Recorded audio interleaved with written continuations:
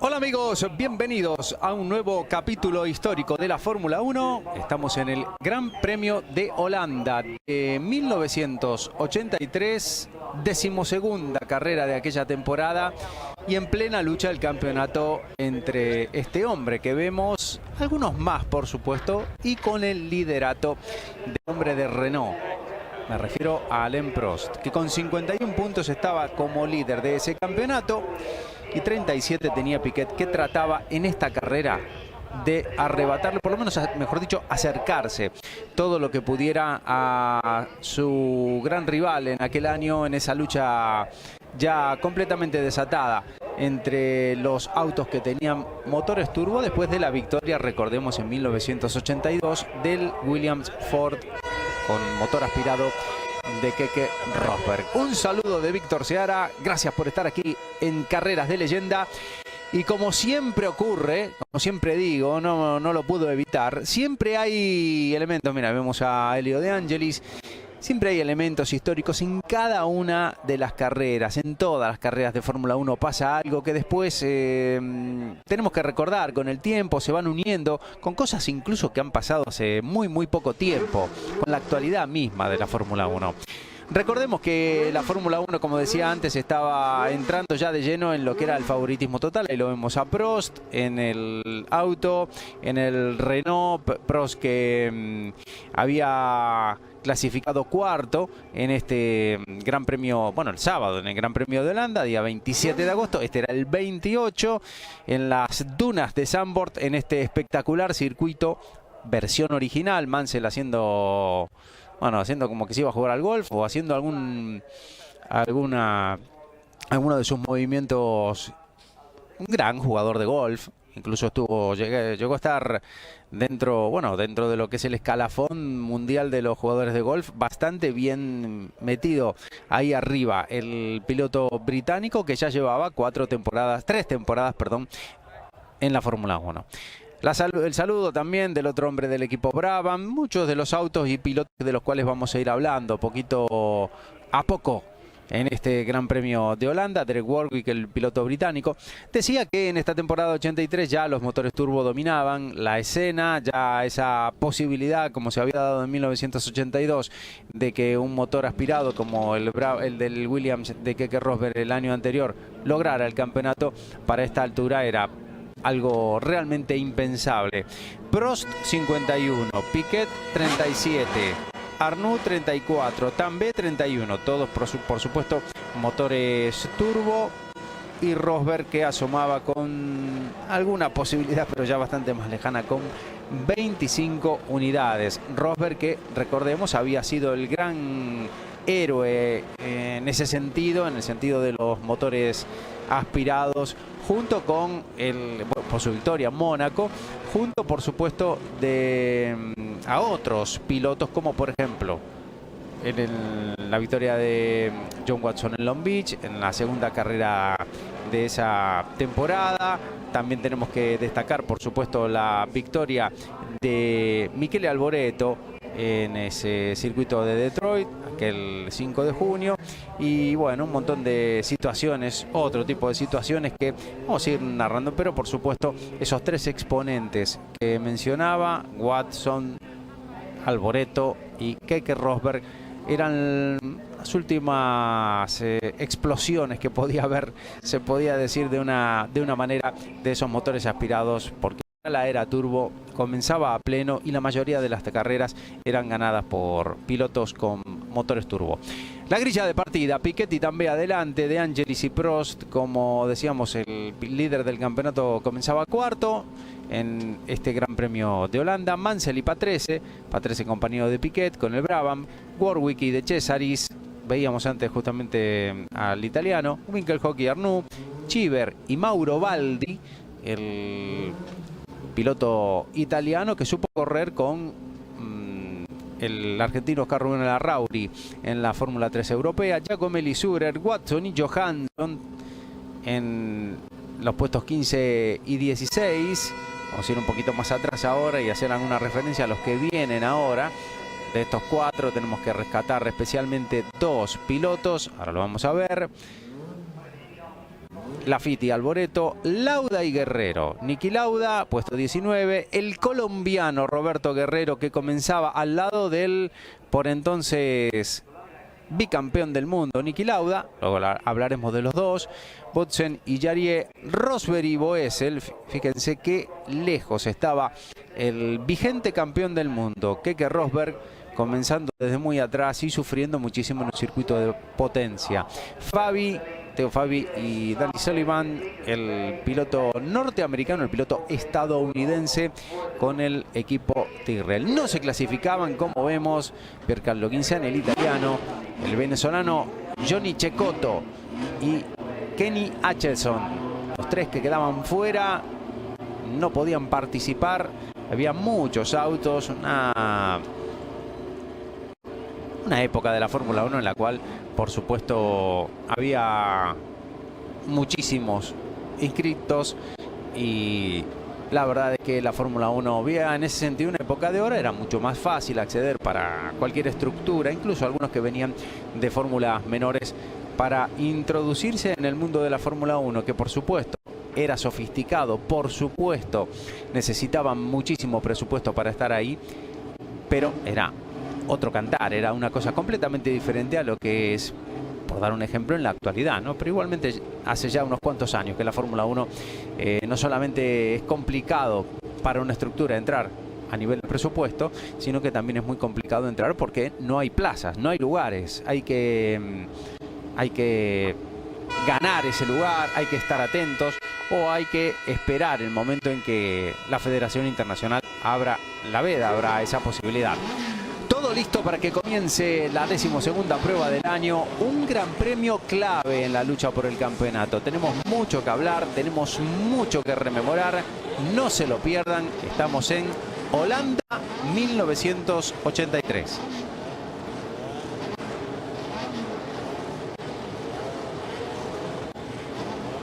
Todo listo para que comience la vuelta previa con Piquet adelante. Fíjense qué espectacular ese circuito de Zandvoort. El, denominado originalmente Circuit Park Zandvoort. Por supuesto que estamos en la configuración original de este trazado, luego fue modificado a finales de la década de los 80. La Fórmula 1, esta era la vez número 28 que visitaba la Fórmula 1 a este escenario, le iban a quedar dos veces más, 84 y 85, pero como decía, a finales de la década de los 80 fue completamente modificado, fue cortado al medio prácticamente, se transformó en un circuito bastante más lento, bastante más corto, pero mantenía toda la primera parte, un trazado muy desafiante, peligroso en algunos sectores, interesantísimo para los pilotos, como por ejemplo es esa curva que vemos allá al fondo, la legendaria, única, irrepetible prácticamente se puede decir, curva de Tarzán, ahí donde varios tuvieron muchos problemas, pero tenemos que mencionar al hombre que en este año estaba en el equipo Ferrari. Vamos a hablar mucho de él durante la carrera. René Arnoux, ahí tuvo un encontronazo tremendo en el año 82. Ahí lo tuvo también Derek Daly con el Tyrrell en el 1980. La curva peligrosísima, el peor lugar, el menos indicado para quedarse sin frenos, y fue justamente lo que le pasó a Arnoux el año anterior. En este escenario, en esa curva de Tarzán, la sacó bastante barata, no sufrió daños de importancia, pero el susto creo que no se lo quitó todavía. Ahí están los autos, el cielo encapotado, las nubes que amenazaban con algo de lluvia, en una zona que está, como decíamos, al borde del mar. La climatología acá no solamente era cuestión, bueno, ahí vemos la zona de Boulevard, el lugar trágico donde Roger Williamson perdió la vida en ese tremendo accidente en el que no se le socorrió con la celeridad requerida. El piloto que perdía la vida en la edición del Gran Premio de Holanda de 1973. En ese escenario, si lo buscan, algunas imágenes les va a salir. Bueno, va a salir, por supuesto, a lo largo de esta carrera que hoy revivimos en Canal F1 Latinoamérica en Carreras de Leyenda. Todos listos, van hacia la zona de Boswick. no sé si lo pronuncio exactamente bien, y luego van por supuesto a la larguísima recta que desembocaba en la curva, espectacular curva de Tarzán. La grilla de partida que se va a tratar de conformar, recordemos, año 83, al estilo de ese año, comenzando los años 80. En aquel momento era algo muy sofisticado la Fórmula 1, la organización misma de la Fórmula 1 también lo era. Vemos los carteles donde se tienen que ubicar cada uno de los autos, pero hay alguien que no está ubicado en el lugar correcto. Hay alguien que no está bien, es uno de los pilotos de... Ahí estamos. No, uno de los pilotos de ATS era Manfred Winkelhock, que superaba y se ubicaba, como vemos, delante de uno de los pilotos del equipo Renault. Por allá detrás tienen que ubicarse todos, eso sí se respetaba, todos tenían que estar exactamente quietos en el momento de la luz verde, semáforo con luz roja y luego pasaba a la luz verde para dar el comienzo. No como en la actualidad, hace tantos años que se apagan las luces rojas y comienza el Gran Premio. Ahí está la bandera holandesa en lugar de la verde en la parte trasera del pelotón. Semáforo verde, ahora sí comienza Holanda 83, pica muy bien en punta. El auto de Nelson Piquet se quedaba muchísimo Helio De Angelis, complicaba al auto incluso de Alain Prost y a todos los que venían ahí detrás. Parece que no hay toques, curva de Tarzán para todos. La curva número 1, fíjense. Todos los autos encolumnados, tienen que ser 72 vueltas las que tienen que dar los autos. Ahí estaba el Spirit Honda luchando con el número 28. Atención de René Arnoux, que está muy lejos en el pelotón. Fíjense, está en la 9ª posición el piloto francés. Luchando los Williams por detrás, veíamos primero a Lafitte, después venía Keke Rosberg, el campeón. Ahí veíamos a uno de los pilotos del equipo Toleman, era Bruno Giacomelli, el número 36, casco rojo para el piloto italiano, que ya se había desvinculado completamente del equipo Alfa Romeo, con el que había debutado en la Fórmula 1. Manda en solitario Nelson Piquet con una ventaja interesante, pero los dos pilotos del equipo Renault le siguen, pero no en el orden que sería, digamos, lo lógico. Venía primero el auto de Eddie Cheever, el compañero de Alain Prost, después venía el francés, van a cumplir la primera vuelta, todos a fondo, desde hace ya unos cuantos segundos y por supuesto a lo largo de la curva de Tarzán. Fíjense, espectacular el auto de Piquet entrando en esa curva. Bueno, nos muestran cómo entran los Renault. Piquet que sigue controlando, por lo menos por ahora, esa ventaja tan preciada. Ahí viene Patrese con el otro Brabham BMW y el auto de Andrea De Cesaris, el piloto italiano, con el Alfa Romeo. Hablábamos antes de novedades, hablábamos antes de la era turbo, que ya se estaba, ya estaba completamente a pleno en este momento, aún estando un poquito pasado el Ecuador de esta temporada 1983. Y un detalle importante que había sucedido en esta carrera era el debut del famoso, bueno, famoso, no tan famoso por la denominación. Uy, cómo venía jugadísimo Prost, cómo venía tratando de alargar la frenada, casi se lo lleva por delante a su compañero de equipo Eddie Cheever. Hay que tener mucho cuidado. Carrera en, ¿cómo se dice? Palo y palo. Carrera en la que Nelson Piquet, lo único que le valía era ganar. Se le venía encima el final del campeonato. Tenía que ganar sí o sí Piquet. Pero por supuesto Alain Prost sabía que tenía una gran oportunidad también de que se acercara a ese final de campeonato y seguir manteniendo, por lo menos con alguna ventaja mayor o menor, pero la punta del campeonato. Que pasara lo que pasara, igualmente iba a estar en sus manos. Iba a estar en manos de Alain Prost. Pero, como estamos viendo en este arranque del Gran Premio de Holanda, la lucha por esa victoria y por ese liderato iba a estar, por ese liderato en el Campeonato del Mundo, iba a estar entre Piquet y Alain Prost.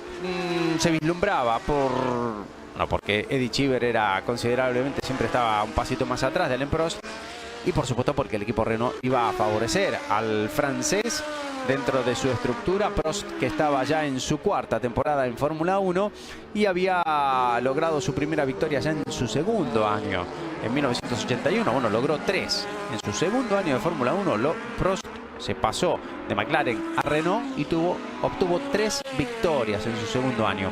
Luego en el 82 fue candidato al título, pero sobre todo la mala confiabilidad del auto y algún que otro error por parte del francés no le hicieron posible estar o entrar en esa batalla final del 82, en la cual el que se llevó el gato al agua fue justamente un piloto con auto con motor aspirado, como Keke Rosberg, en una temporada por supuesto marcada por las tragedias, por los accidentes, por la muerte, por tantas cosas que terminaron con esa victoria final de Keke Rosberg. La imagen de René Arnoux con la Ferrari número 28, el primero de los hombres que se despedía de esta carrera. Problemas de suspensión para el Ligier con motor Ford de Jean-Pierre Jarier, el hombre que estaba unido a ese equipo desde esa temporada. Un ya experimentado, bueno, ahí lo ponen como Raúl Boesel, pero cuenta como Jean-Pierre Jarier, en realidad es él. Ahí estaba otra vez la imagen de René Arnoux con esa Ferrari, con ese auto que bajo el diseño nuevamente, como fue en el 82, del ingeniero británico Harvey Postlethwaite. La Ferrari que desarrollaba su auto del año anterior con una forma, por supuesto, completamente diferente. Hay que recordar que en este año 83 la Fórmula 1 tenía un reglamento completamente diferente en lo que respecta al suelo de los autos, al piso de los autos. Qué jugado venía, como veíamos, a uno de los Renault, lejísimo, se iba por afuera. Es el auto de Eddie Cheever el que venía con algunos problemas porque Prost ya pasó adelante. Uy, cómo viene Andrea de Cesaris, cómo viene humeante. En la primera parte de carrera, como pudimos ver en la primera vuelta, el auto de Piquet, por ese exceso de aceite que a veces le ponían a los motores en aquella época también, tiene algún destello de humo todavía el auto de Piquet. Ahí está Prost, segundo, ahí viene Eddie Cheever con Patrese y el auto humeante, el Alfa Romeo de Andrea de Cesaris, que sigue con problemas, que está dando muchos avisos y ahora parece que el aviso ya se hizo una auténtica realidad. El motor que dice no va más para Andrea de Cesaris. Se termina la historia del piloto italiano que se va a meter en boxes. Ahí está Eddie Cheever luchando con Patrese, el estadounidense con el italiano, los dos escuderos, mientras los dos líderes del mundial y de la carrera están adelante. El número 22, ahí está el auto del equipo Alfa Romeo, se mete adentro. Como veíamos, la historia para el 183T con motor ya turbo. Se terminaba la historia, ese motor, una denominación un poco extraña, 890T también, la denominación T al final para el motor Alfa Romeo, por supuesto, que construía su propio chasis y su propio motor, como era tradición en ese equipo, que estaban Andrea Cesaris y Mauro Baldi.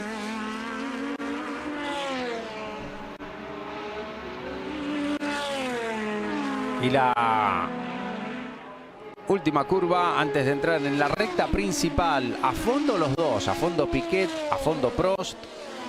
Se siguen desafiando a la distancia. Piquet, que sabe que es una carrera fundamental para tratar de lograr reducir esa ventaja que tiene con Prost en el campeonato. Y este era el lugar, la curva de Hohenholz, que era nada más ni nada menos que la curva titulada en honor al hombre que diseñó este trazado. El holandés John Hugenholtz, que diseñó este trazado de Zandvoort, el circuito de Jarama en España y el circuito de Suzuka en Japón.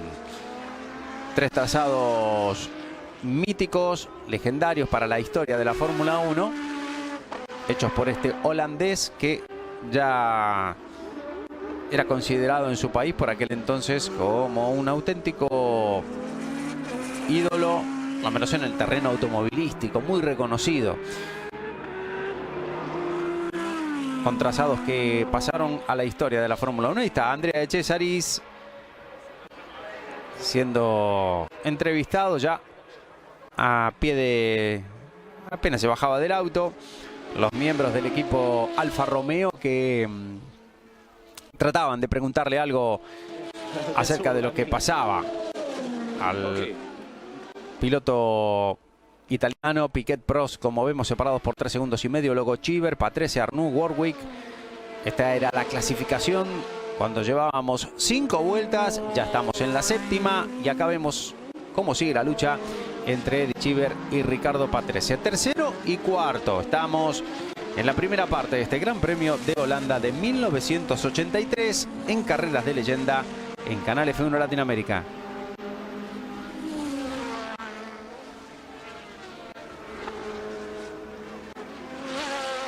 El Gran Premio de Holanda que revivimos en el marco de esta temporada 83, la 12ª carrera de aquel año, el liderato del campeonato de Alain Prost con 51 puntos, lo escoltaba Piquet con 37, pero en la carrera iban adelante los dos, pero en posición invertida. Piquet iba primero, Prost era segundo.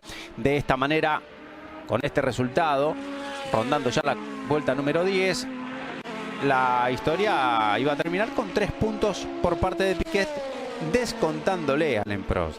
Se iban a destacar bastante en esa lucha final. Y ahí lo superaba Patrese, se quería meter otra vez de Eddie Cheever. Seguía la lucha entre el Brabham y el Renault. 2 motores turbo, por supuesto. Un poquito más atrás venía la Ferrari de René Arnoux, el número 28, que había logrado deshacerse de todos los autos que tenía en ese grupito que venía detrás de Piquet y de Prost. Esta es la repetición del sorpaso final de Patrese al piloto ítalo-norteamericano. Esta edición, recordemos, del Gran Premio de Holanda, la número 28 en ese escenario. También recordemos que en 1982 había vencido la que fue a la postre su última carrera, su última victoria. Había vencido Didier Pironi con Ferrari. En aquella ocasión se había colado también Keke Rosberg en el podio.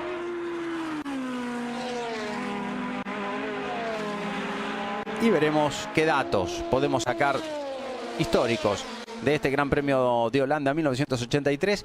Les aseguro que hay unos cuantos. Hay algunos que no figuran ni siquiera en los libros y que tienen mucho que ver con pilotos latinoamericanos.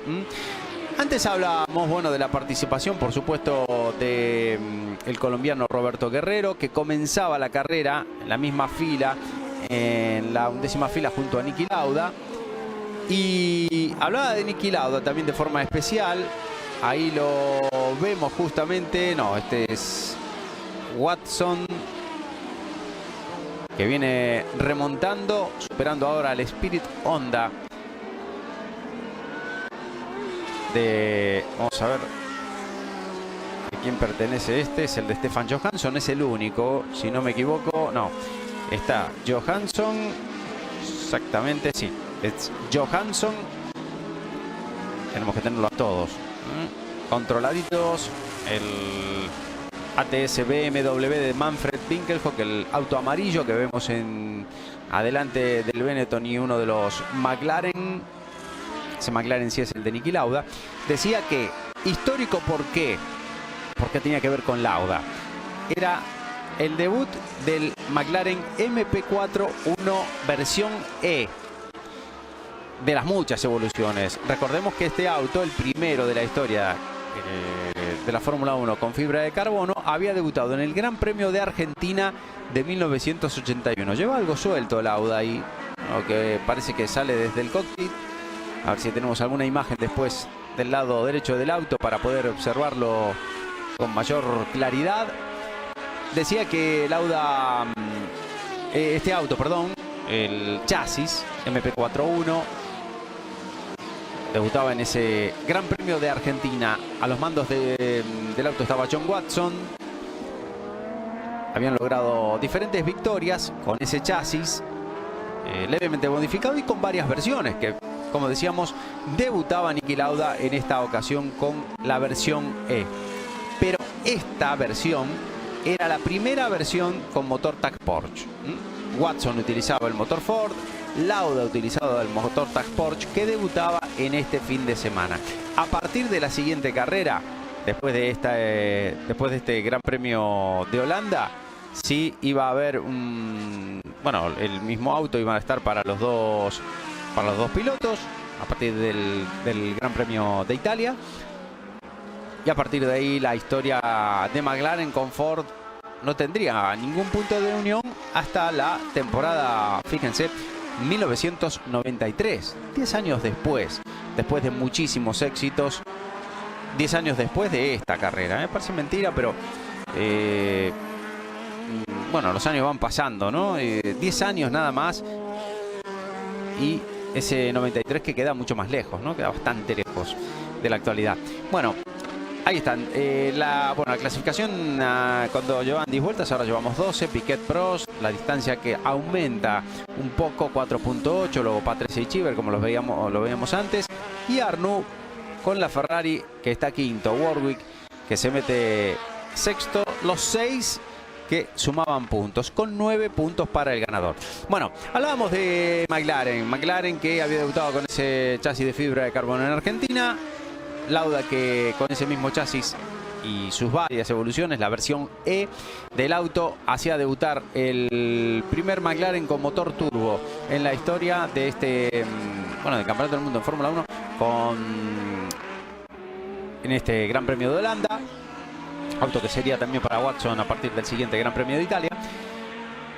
Y una fecha, por supuesto, emblemática porque era algo importantísimo que iba a tener mucho que ver en el futuro de la marca a partir de, sobre todo, de ese año 84 en el cual el binomio McLaren TAG Porsche se volvió imparable a los mandos, por supuesto, de Alain Prost y de Niki Lauda, que permaneció en el equipo.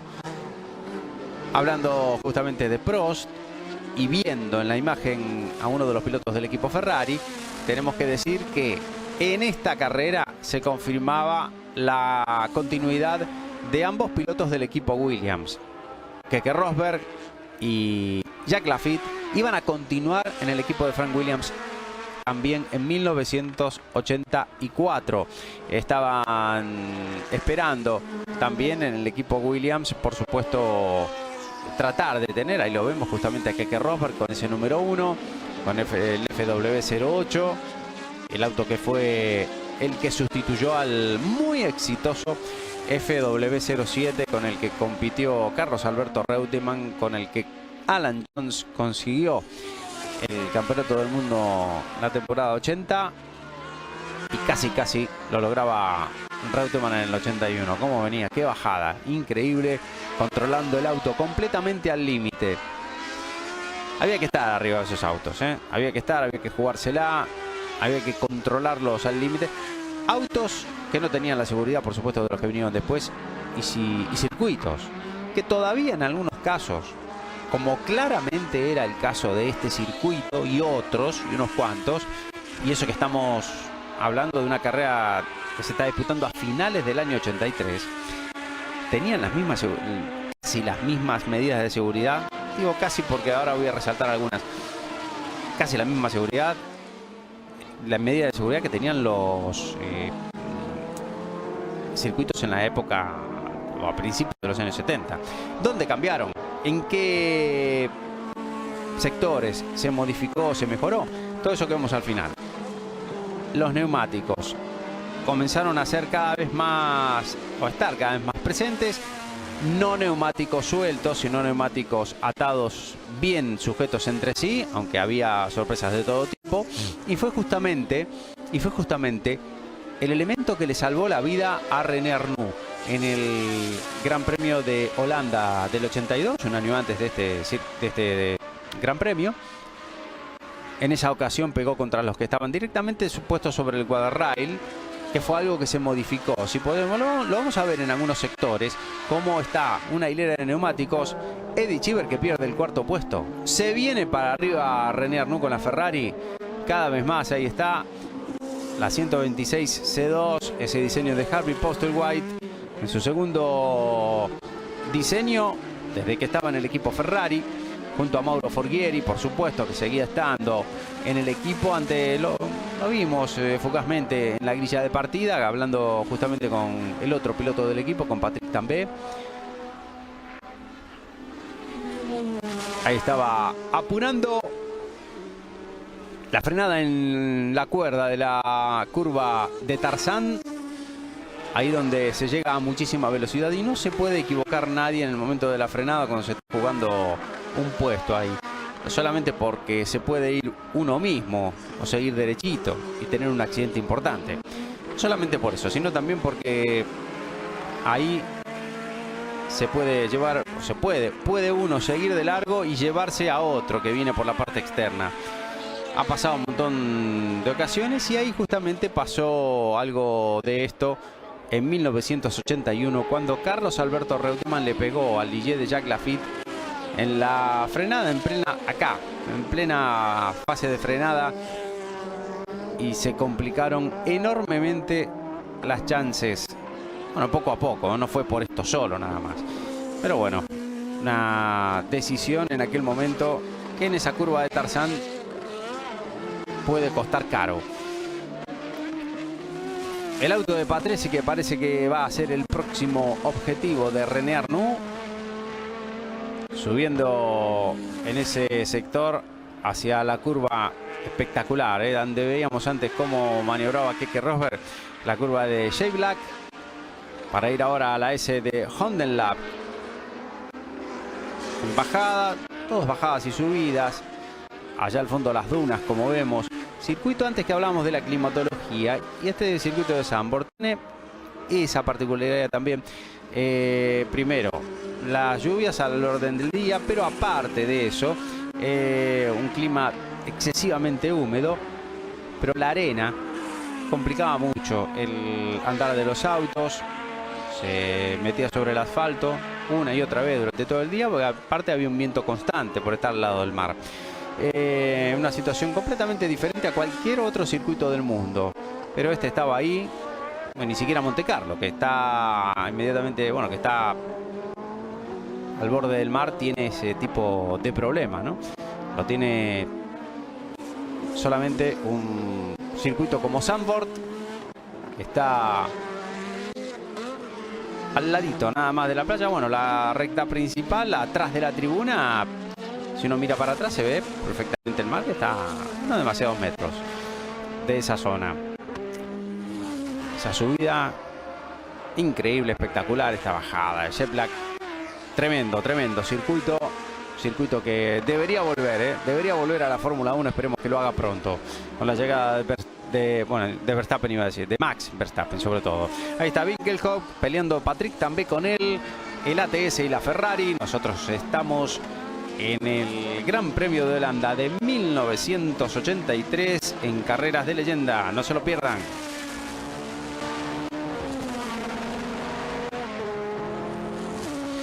Las posiciones, vuelta 16, o así estaban en la vuelta 16, ahora estamos en la 18, esto lo ponen dos vueltas después. Piquet y Prost, 6.6, Patrese, Arnoux, Cheever y Warwick, los 6 primeros, los 6 que suman en la Fórmula 1 de este 1983.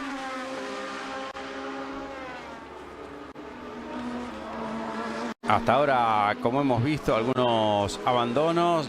Jariek, problemas de suspensión. Andrea de Cesaris con el motor humeante del Alfa Romeo.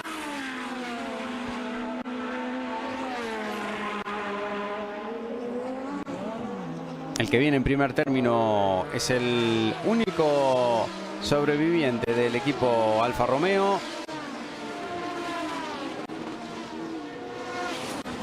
Antes veíamos Lauda con problemas en el lado derecho, veíamos del cockpit con algo que lleva suelto, pero también lo tiene en el lado izquierdo ahora. A ver si nos muestran alguna imagen más cercana. Aquí podemos ver qué es lo que puede estar pasando ahí con el auto de Lauda.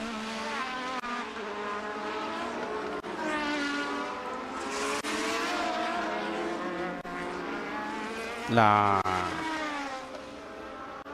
edición de este 1983 que, bueno, pareció que los organizadores se habían acordado a último momento de promocionar este gran premio.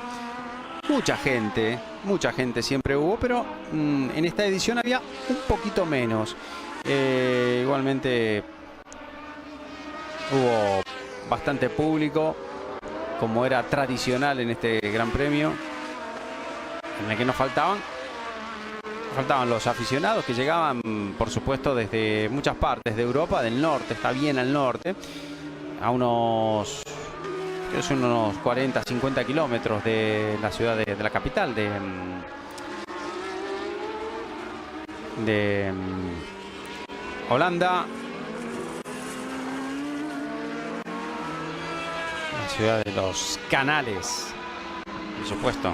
Y vemos como, bueno, en algunos sectores el público se agolpaba directamente en las dunas naturales, y en muy pocos lugares, sobre todo en la recta principal, estaba ubicada esa enorme tribuna central con capacidad para casi 10.000 espectadores. Enorme, y sigue siendo enorme porque sigue estando ahí. No tenía techo al principio este sector, esta tribuna, y luego ya lo colocaron dando protegida para el sol, bueno, para el sol y para la lluvia, y también un poco el viento, ¿no?, que molesta bastante en este circuito. La persecución de René Arnoux, que sigue acechando al auto de Riccardo Patrese con uno de los Ligier, el de Mauro Baldi, que todavía queda en carrera como rezagado. No, es un Nocera, parecía un Ligier, pero no. Vamos a ver exactamente de quién se trata.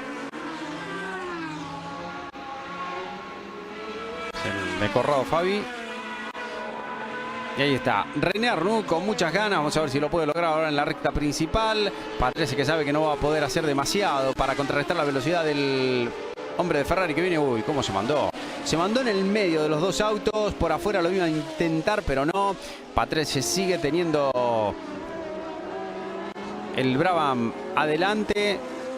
Será cuestión de tiempo para una Ferrari, la número 28 de René Arnoux, que viene cada vez más rápido. Fíjense la repetición. 280, 290 en el sector que hizo la maniobra. Bastante antes de frenar. Por fuera lo intentó, luego se intentó meter por dentro, pero después embocó el auto bien en la curva y prefirió esperar. En un sector, como decía antes, en el que jugársela es difícil y es demasiado arriesgado. Ahí estaba, se metía, no, le seguía peleando. Qué correoso estaba en esa carrera Riccardo Patrese.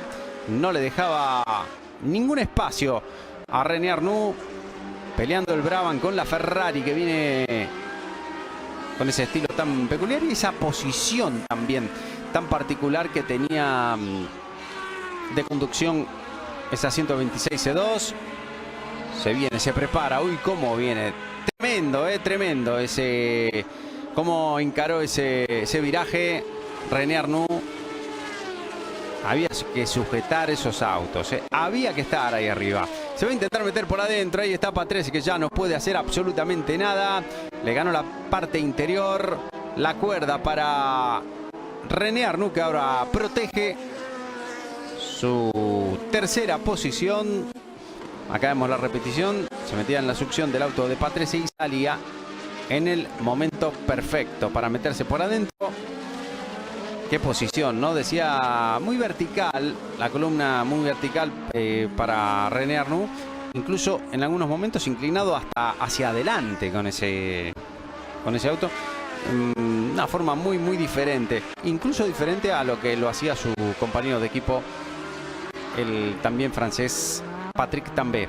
El auto humeante es el Tyrrell Ford de Danny Sullivan, el estadounidense. Se terminó la carrera para él.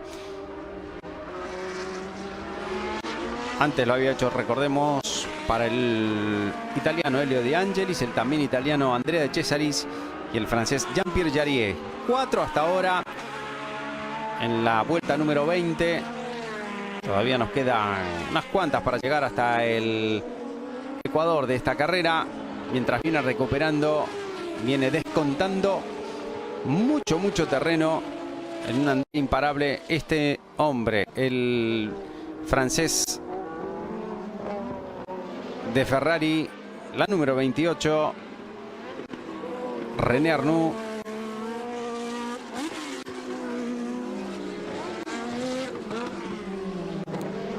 Una carrera, la de René Arnoux, que había comenzado en Fórmula 1 en 1978, cuando intentó, después de haber sido campeón de la Fórmula 2 europea, con el equipo también, el mismo equipo, el equipo Martini, y con ese equipo campeón en el año 77, y luego en el 78 entraban como equipo de Fórmula 1 con Arnoux como piloto, y lograba, por lo menos lo intentaba, a partir de la tercera carrera de la temporada en Sudáfrica, pero no pudo participar no clasificó en Mónaco, tampoco, no fueron a Long Beach, pero estuvieron en Bélgica. Prost superando a Mauro Baldi. Decía que lograron finalmente la clasificación en el Gran Premio de Bélgica, siendo noveno el francés en su debut en la Fórmula 1. Una temporada muy complicada, que solo tuvo otro resultado como mejor resultado, su también noveno puesto en el Gran Premio de Austria. Luego corrió al final un par de carreras con el equipo Surtees, y a partir del año 79 para Arnoux la vida cambió completamente. Se fue al equipo Renault, firmó con el equipo Renault. Ahí está Elio De Angelis, que había abandonado, recordemos, en la vuelta número 12 con problemas eléctricos. Decíamos que, hablábamos de René Arnoux, la imagen al Prost ahora, que a partir del 79 firmó con el equipo Renault, y ahí se mantuvo durante 4 temporadas, 79, 80, 81 y 82. Su mejor resultado fue, en el campeonato, fue el 6º puesto logrado en el 82, temporada difícil, diferente para todos, cuenta por supuesto, pero no era lo ideal. Debería haber sacado bastante más con todo lo que había tenido, junto con el 6º puesto también de la temporada 1980. Pero no olvidemos que René Arnoux había logrado 2 victorias en el comienzo justamente de esa temporada 1980. Las había logrado en Brasil y en Sudáfrica. 2 victorias que le catapultaron a la punta del campeonato en aquella temporada, y todo el mundo vislumbraba o ya pensaba que la era del motor turbo había comenzado definitivamente y que nada se podría hacer contra un auto con este tipo de motor. Renault era pionero, por supuesto habían debutado a mitad del 77 y tenían la ventaja que le otorgaba a todos en este tipo de mecánica, y al final no fue más allá de ahí, porque por ejemplo en esa temporada 1980 Arnoux no logró ninguna otra victoria. Se logró compensar todavía los chasis, todavía el motor turbo no era tan determinante. A partir del 81 lo fue cada vez más, así como en el 82, pero seguían siendo campeones autos con motores aspirados, y en el 83 es lo que estamos reviviendo, donde se puede decir claramente que comenzó la era turbo a pleno, con los 4 primeros ubicados en el campeonato con 4 motores turbo: Prost, Piquet, Arnoux y Tambay. Y hablando de Arnoux, justamente, para cerrar un poquito el tema de Arnoux también, ahí lo vemos a Eddie Cheever, que está muy cerquita de la cuarta posición de Riccardo Patrese. Decía que, hablando de Arnoux, hay que recordar que no estaba tan lejos en el campeonato. 51 tenía Prost, 37 tenía Piquet y 34 tenía Arnoux. Por lo tanto, una victoria o una hipotética victoria de Arnoux, si Piquet y Prost no sumaban todavía, ¿no?, quedando 3 carreras por disputarse, podía llegar a ser o podría llegar a abrir una buena posibilidad para Arnoux en esa fase final del campeonato. No era nada imposible, pero necesitaba una carambola prácticamente milagrosa, ¿no? Primero necesitaba ganar. Y sobre todo necesitaría que no sumen ni Piquet y Prost. Algo bastante complicado en muchos sentidos. Niki Lauda con problemas.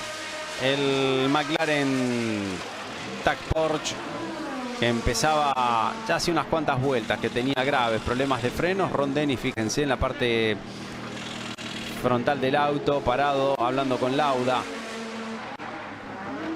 Muchos problemas. John Barner también interviniendo ahí. Los dos que están con... Bueno, que no están puestos, que no tienen el bus antiflama de los mecánicos.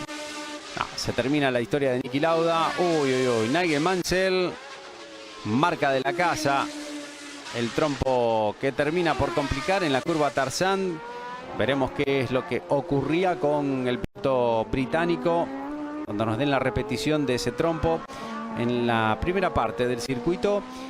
Niki Lauda, decíamos, se terminaba la historia para él en esta vuelta número 25, 26 ya para los líderes. Problemas de frenos. Acá está, vamos a ver qué pasó. Seguía derechito en la curva de Tarzán. El trompo perdía el control completamente. El auto que se iba a la escapatoria, que estaba conformada de arena, su mayor parte, su principal componente. Uy, uy, uy. Lo chocaron, ¿eh? Lo chocaron al Lotus. Año 1983, un año, bueno, se baja Niki Lauda, como vemos. El abandono del austríaco en el debut del motor TAG Porsche en la Fórmula 1. La primera carrera de una larguísima serie, muy exitosa, que tendría una unión con McLaren desde este Gran Premio de Holanda, cuando vemos el récord de vuelta de Arnoux, 1:20.138. Decía que este era el primer Gran Premio hasta el último que tuvieron con ellos, que fue el último Gran Premio de 1987, en el Gran Premio de Australia. Jacques Laffite, el francés, que se detiene, el reabastecimiento. Uy, hay un problema, hay que bajar el auto. ¿Qué pasa? Aprovechan para limpiar los radiadores. ¿Lo tienen que poner en marcha otra vez o no? No, lo tienen en marcha, pero termina de arrancar. Una parada eterna. Ahora sí va a poder arrancar Jacquot. Ahí estaban las 4 ruedas. Uy, uy, uy. ¿Qué es esto? ¿Qué es esto, señores? ¿Qué es esto? Un auto de calle que se mete en plena una bandera blanca. Es inconcebible, es increíble. Se metió por la recta principal. Créase o no, esto pasaba en la Fórmula 1 del año 83. Se metió por... No solamente se metió por la recta principal, no solamente, sino que incluso se metió en la trayectoria ideal de los autos.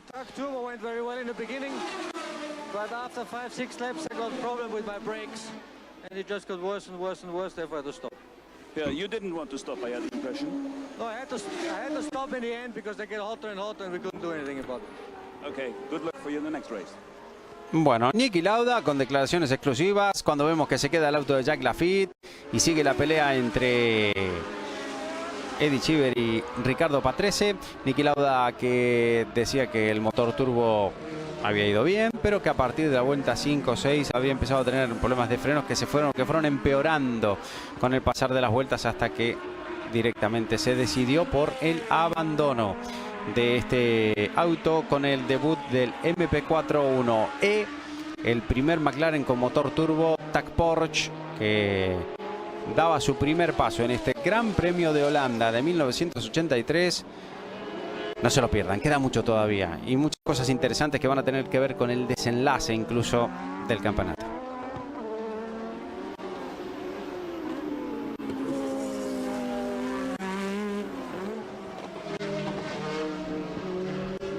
Los autos que siguen luchando, los autos de Patrese con el de Cheever.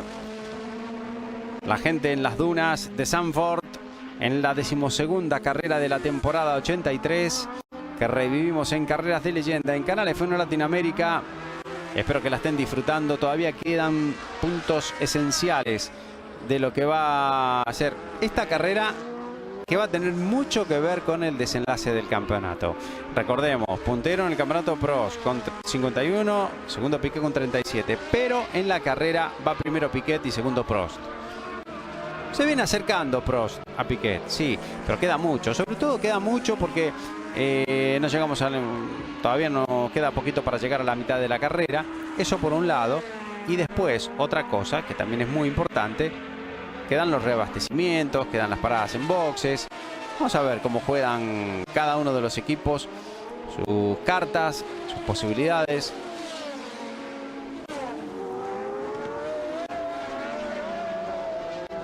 Tremendo, ¿eh? Todavía no me recuperé de lo que vi con el auto de asistencia metido en la recta principal. Qué locura. Año 83 y se mete un auto de asistencia por la trayectoria ideal, llegando a la curva de Tarzán, uno de los lugares más rápidos de todo el calendario de la Fórmula 1, sin problema. Se metió ahí para trasladarse de un lado a otro. Probablemente hayan tenido la intención de ir hacia el auto de Nigel Mansell, que seguía estando ahí, que cuando lo intentaron sacar, lo chocaron. Un poquito lo chocaron, tampoco lo chocaron mucho, pero lo chocaron. Ahí está en las curvas de Hondenlack, esa bajada tremenda que me gustaba mucho este circuito. La verdad es que era espectacular, tenía de todo, partes más lentas, un circuito que fue cambiado, recordemos que fue completamente remodelado a finales de la década de los 80, pero que la Fórmula 1 ya no volvió a visitar. Arnoux sigue siendo por ahora el más rápido en pista. Lo más atractivo por ahora, por supuesto, de este Gran Premio de Holanda. La lucha por el cuarto puesto. Patrese y Cheever. Los de adelante está 5.1 entre Piquet y Prost. Y Arnoux, que va cada vez más para adelante a 13.9 del líder de Piquet, por lo tanto está a unos 7 segundos y pico de Alain Prost.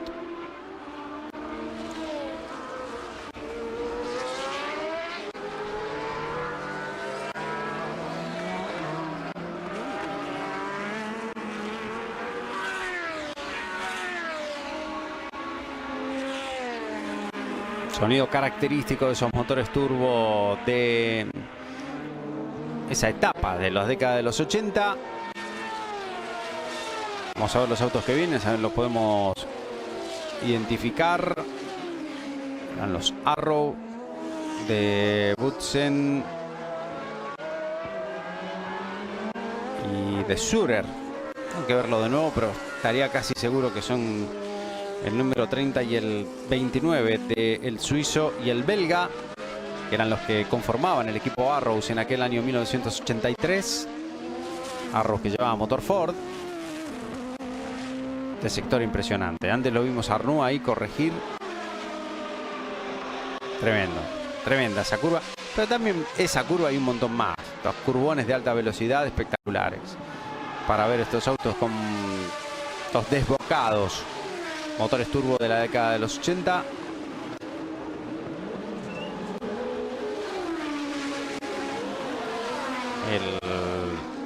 El auto de Roberto Guerrero con el Teodor.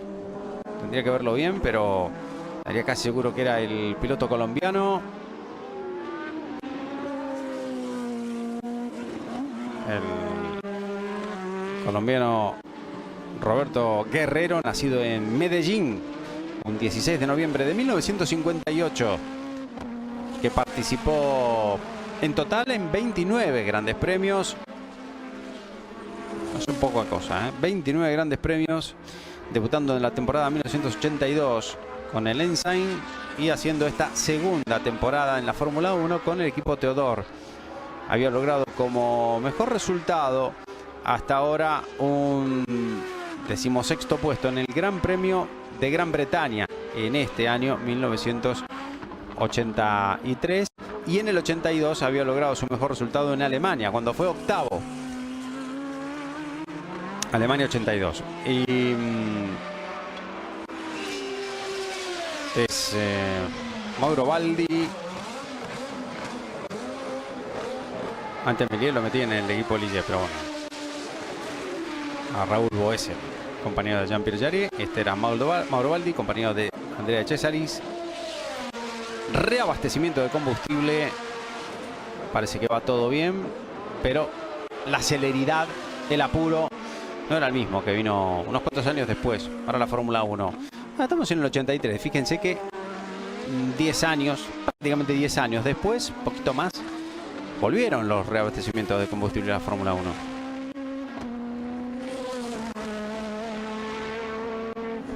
Principio de la siguiente década, en la década de los 90. Este es Piquet, este es el líder de la carrera, el líder del Gran Premio de Holanda. Tiene unos rezagados ahí adelante, mientras Prost tiene que empezar a aparecer, a asomar. Ya estaba al fondo, empezaba a aparecer el auto amarillo, negro y blanco. Poco a poco se metía en la visión de los espejos retrovisores del brasileño.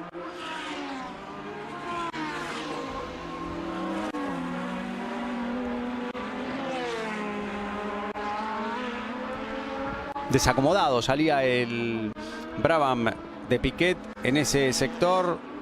Acá vienen luchando dos autos adelante de él, mientras que poco a poco se acerca el líder del campeonato al auto del escolta.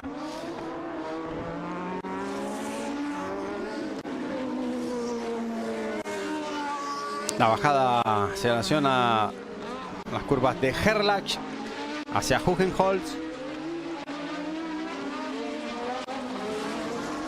Las S en subida, ahí hacia Ron Slotmaker, y la espectacular bajada de Shevilak. Aquí. Linda curva. Ahora ya las S de Hondenlack. Acá. Uy, uy, uy. Poco a poco se van acercando uno a otro. Ese era el número 33 justamente del colombiano Roberto Guerrero. Ahí lo vemos en primer plano al piloto de Medellín, con Alain Prost, que lo supera y le saca alguna diferencia. Ya había hecho lo propio antes Nelson Piquet, que se tiene que apurar, que se tiene que dar prisa. Ahí estaba superando el auto de Giacomelli. Tiene que ir rápido porque viene Alain Prost cada vez más rápido, cada vez más veloz y cada vez más cerca de ese Brabham. Así que tenían que tenerlo muy, muy en cuenta sobre lo que podía llegar a pasar. El BT52 en su versión B, con ese motor BMW M12. M12/13 ya en esta etapa, en esta parte del año. Por supuesto de 1500 centímetros cúbicos y por supuesto de 4 cilindros, que era la gran diferencia con respecto a los otros autos impulsados con motores turbo que tenían 6 cilindros. Luego estaban los aspirados normales que tenían 8 cilindros. El auto de Prost que se acerca cada vez más al VT52. Fíjense, empieza a ponerle nervioso a Nelson Piquet, el líder del mundial, el líder del campeonato, que se acerca al líder de la carrera. Momento cumbre, no solamente de este Gran Premio de Holanda, sino también cumbre del campeonato 1983. Entran los dos en la curva de Tarzán, se acercan unos rezagados. El primero es Manfred Winkelhock con el ATS, el primero de los dos autos. Uy, uy, uy, qué cerca ahí en Hülkenberg. Intentó meterle el auto a Nelson Piquet, pero sabe Prost que va a tener que tener mucha paciencia. Bueno, Prost se caracterizó por tener mucha paciencia, por perder los papeles, por perder los nervios en muy pocas ocasiones a lo largo de su carrera deportiva. Precisamente este era uno de los momentos donde Prost tenía que estar lo más frío posible. Le cerraba todos los huecos. Piquet, que tenía el auto más ancho del mundo, salía descolocado. Ahí también lo hacía Prost, un poquito desacomodado con el auto. Van a llegar o van a ir hacia la parte final del giro. Cuidado porque adelante se acercan dos rezagados. Esa sangre fría que caracterizó a Alain Prost le era más que nunca necesaria en estas vueltas, cuando ya pasamos la mitad de carrera en el Gran Premio de Holanda 1983. Encima se acerca otro rezagado. Bueno, acá lo van a tener que pasar los dos. Vamos a ver qué pasa. Winkelhock, que supera a uno Sela. Ahí viene Piquet, se va a querer meter Prost. Cuidado porque todo el mundo se tiene que ver con todo el mundo ahí. No puede haber ninguna equivocación. Uy, Winkelhock que complica un poco a Prost. No se dio cuenta que venía y le hizo perder mucho tiempo.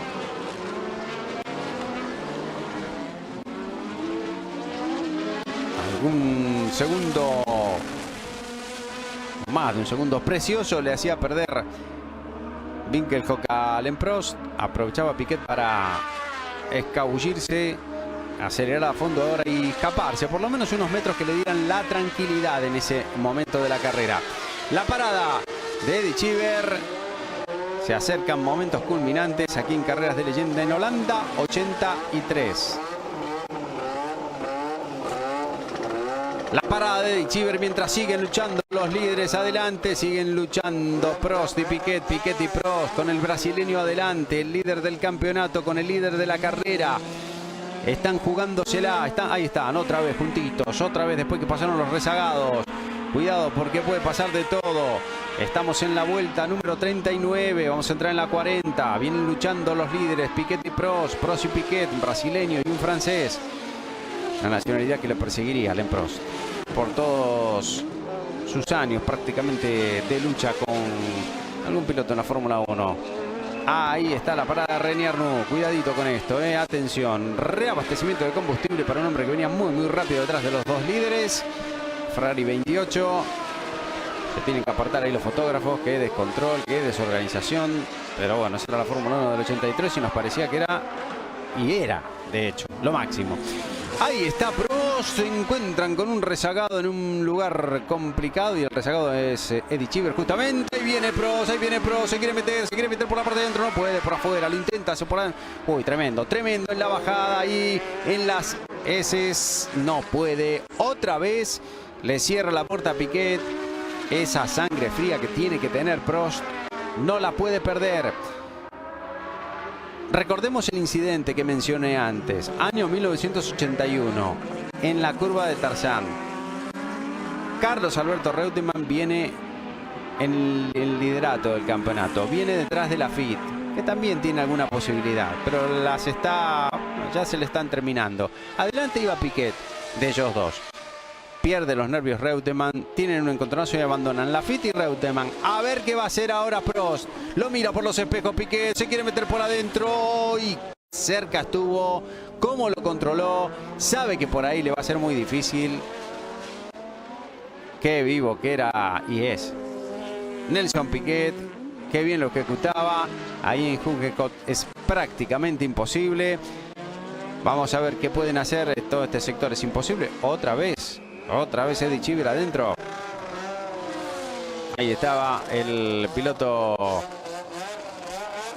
con problemas eléctricos, el hombre de Renault. Se va a tener que terminar, diciendo adiós. Siguen peleando por la punta, siguen peleando por el liderato de la carrera. Sí, se juegan gran parte del campeonato. Piquet y Prost, la 12ª del año, del 83. La revivimos aquí, la parada de Patrese, con problemas. Parece que son, no, por lo menos por las señas que hacía Patrese, parecía que eran más complicados. Gordon Murray adelante, en la parte de delante del auto. Le dice que salga. Parece que no hay grandes inconvenientes para el piloto italiano, pero la atención de la carrera sigue aquí, sigue con los dos primeros. Antes lo había intentado en Tarzán, cuidado porque Piquet se protege por adentro, lo va a intentar, y está el abandono definitivo de Eddie Cheever, lo va a intentar Prost, vamos a ver si lo intenta por adentro o no. Van a llegar a la primera curva, ahí está Prost, se descontrola el auto, le pega al auto de Piquet y se tocaban los dos líderes. El abandono de Piquet instantáneo contra las ruedas de la curva de Tarzán, pero el auto de Prost también tiene problemas. El auto de Prost, ahí vemos la repetición. Ahí vemos la repetición. Quiso hacer lo mismo que en la vuelta anterior, pero se descontrola el auto en la fase de la frenada. Acá, ahí está, se le cruza el Renault y le pega de lleno al Brabham, que termina dándole a las defensas de neumáticos. Se terminaba la carrera para Piquet, y alguien que le susurra es un periodista italiano legendario, no me acuerdo el nombre. Uy, está Pino Allievi, ahí están todos los grandes, Guido Schitone. Qué épocas, abandono de Piquet. Y el auto de Prost que viene tocado, tocadísimo. El auto de Prost que viene tocado. Atención, porque lo de Piquet y Prost ha sido de campeonato, señores. Ahí está la primera curva, la repetición, cuando a Prost se le va de control el Renault y le pega de lleno. Y ahí estaba el abandono de Prost con el auto descontrolado. Termina dándole, termina saliéndose de pista, teniendo un golpe también importante. Ahí vemos vamos a ver la repetición de lo que pasó con Prost. Circulando atrás del Spirit Honda de Johansson. Acá estaba. Con la dirección ya tocada, un brazo de dirección tocado. Seguía de largo y tenía este golpazo tremendo que sellaba ya su abandono definitivo. La cara de circunstancia del líder del mundial. El hombre que tenía la gran oportunidad en esa carrera de atraparle el liderato a Nelson Piquet. Retiran el auto del piloto brasileño. Decía que tenía la gran oportunidad de llevarse. Ahí está la parada de Patrick Tambay, la otra de la otra Ferrari. Antes se paró la de René Arnoux, que se convierte en el nuevo líder de la carrera. René Arnoux, después de haber estado décimo en el arranque de la carrera, empezó a remontar. Un ritmo realmente muy bueno para el piloto de Ferrari. Y ahí estaba el BT52B. Se terminaba la historia para él. Fíjense la cantidad de arena, ¿no? Ahí en la parte inmediatamente al lado, donde estaba la pista. Al auto de Piquet prácticamente lo dejando sobre una duna. Uy, qué peligro esto. Qué peligro esto. Los autos que siguen a toda velocidad. Con un auto que retira el auto marcha atrás. Bueno, eran cosas que pasaban justamente en este sector. Que sé si le podría pasar lo mismo a otro auto y tener un despiste así, pegaría directamente con el BMW que veíamos, un mítico 2002 era ese, el que estaba empujando el auto de Alain Prost. Qué carita, qué oportunidad, qué momento, y qué le digo yo al jefe de equipo después de lo que pasó. Un error inusual, un error al que Piquet le llevó a cometer a Alain Prost y posiblemente, probablemente, parada de Watson, que corre con el motor Ford. Este es Ron Dennis, el que está con la mano sujetando al irlandés.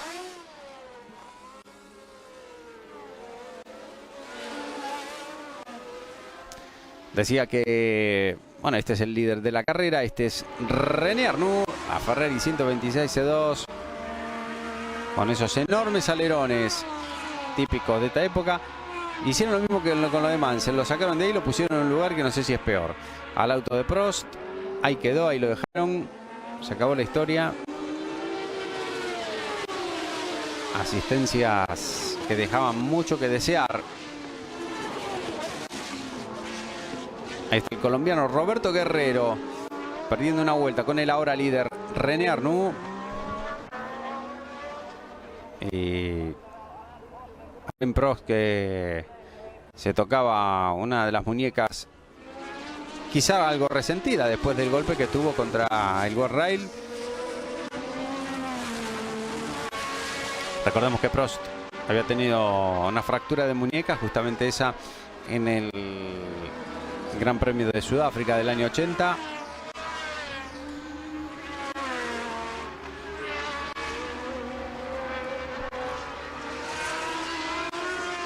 Una carrera increíble, una carrera que Ferrari no podía sospechar para nada que podía llegar a hacerse realidad de la manera en que lo hizo, y sobre todo una carrera que podía dejar en una muy buena posición al ahora líder, justamente a René Arnoux, con una posición, unos teóricos 9 puntos que lo podrían llegar a catapultar al segundo puesto del campeonato a falta de 3 carreras. Fíjense lo que cambiaba la historia, ¿no? Era impensable para Ferrari creer que eso podía pasar, de un abandono de Prost y un abandono de Piquet, pero la historia se había escrito de esa manera: Prost y Piquet afuera, y al mismo tiempo Arnoux haciendo una carrera realmente impresionante. Se fue acercando Prost, se terminaron tocando los autos. Bueno, la culpa y el error es claramente del piloto francés, que hacía que abandonase él y Piquet, dejándole en bandeja el triunfo por ahora a René Arnoux, el hombre de Ferrari.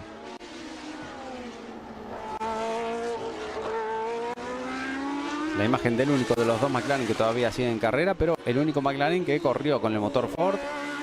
Era la última vez que iba a correr un McLaren con motor Ford. Fíjense, la carita de... bueno, hasta de tomárselo con humor, ¿no? Lo típico en Piquet en algunas ocasiones. Tampoco era un hombre que hacía tantos dramas, pero sobre todo por saber que el error no había sido de él, sino que había sido de otro, muy claramente de otro, en este caso de Alain Prost. Piquet, que se iba a quedar con esos 37 puntos que tenía y que, dependiendo del resultado, podía llegar a bajar de segundo a tercero en el campeonato a falta de 3 carreras. Estamos hablando, después fíjense lo que pasó. Arnoux adelante, Patrese segundo con el Brabham, con el otro Brabham, con el único que queda. Orgui, vamos a ver qué pasa con Tambay, sobre todo en ese equipo Ferrari que era completamente francés, hablando de pilotos, claro.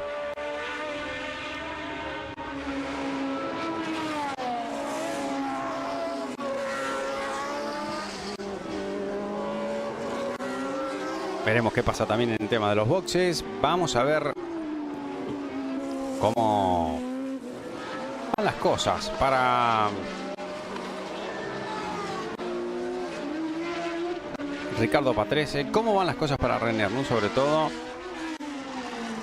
a nivel mecánico, porque la verdad, la historia era que le llevaba unos 40 segundos Arnaud a Patrese.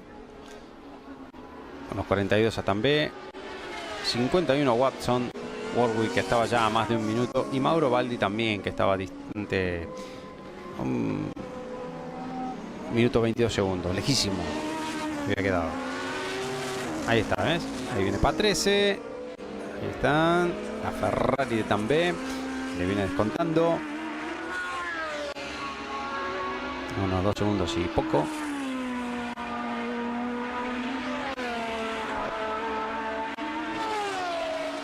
Patrick Tambay, que había tenido un debut en el equipo Ferrari inesperado. Un año en el que estaba inactivo, en el que fue llamado para poner su Ferrari, para el reemplazo, bueno, en este caso por Marco Piccinini, ¿no? Quien era el encargado del equipo en aquel momento, y llamado para sustituir a su por entonces gran amigo Gilles Villeneuve.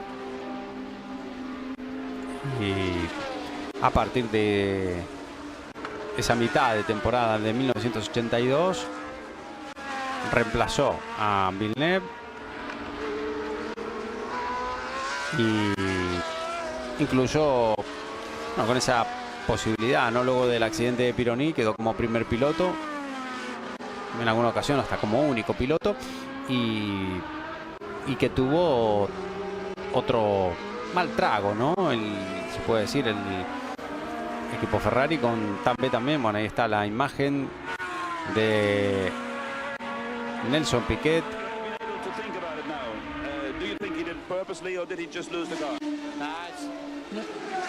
There's stupid to think about that, because it's somebody that's leading the championship doesn't go stop the race on purpose. Okay, no, we are very happy about that. But what?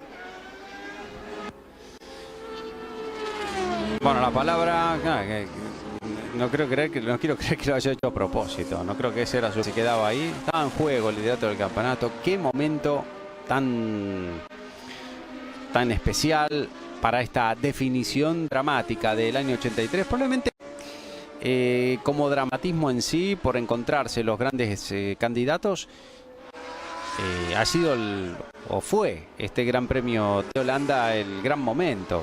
Lo que pasa es que justamente ese momento, ese toque, ese incidente entre los dos líderes de la carrera y del campeonato, entre Piquet y Prost, provoca que uno se meta entre ellos como otro con posibilidades, ¿no? Que fue lo que pasaba o lo iba a pasar con René Arnoux, que heredaba la punta y se tenía que agarrar a ella como sea, porque podía dejar a Piquet tercero en ese campeonato. Hablábamos antes de Tambay, el francés, el piloto de Ferrari que había sido llamado para reemplazar a Villeneuve. Había disputado disputó en total 114 grandes premios. Se retiró recién en la temporada 86, pero hay que recordar que había debutado en la temporada 77 también en la Fórmula 1. Debutó con el equipo Theodore y luego a partir del año 78 estuvo en el equipo McLaren. Tuvo 2 años en McLaren, no logró grandes cosas. Se tenía mucha fe en él, parecía que era el piloto revelación, y luego volvió nuevamente al equipo Theodore. Eso ya fue en el año 81, luego de haber estado inactivo durante la temporada 80. No estuvo en la Fórmula 1, mejor dicho.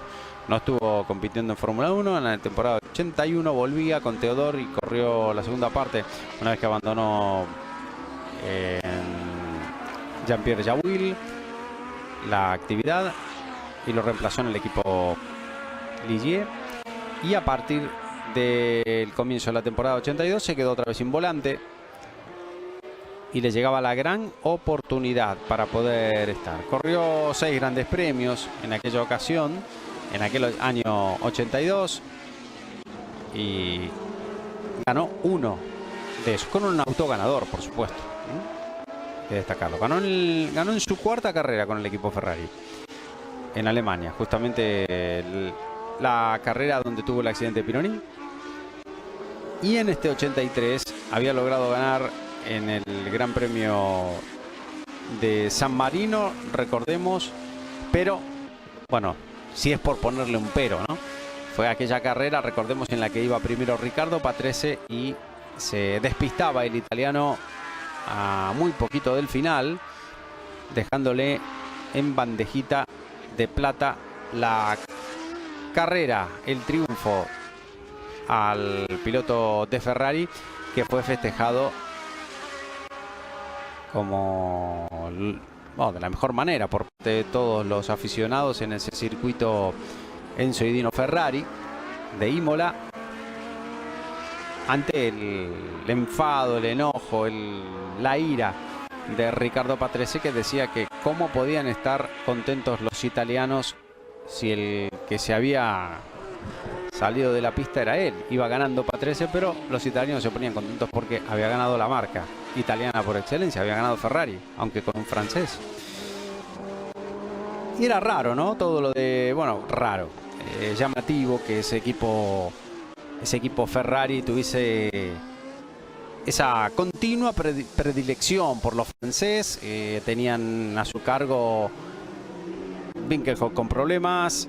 Ahí lo vemos al piloto del equipo ATS, que iba a ser definitivamente descalificado.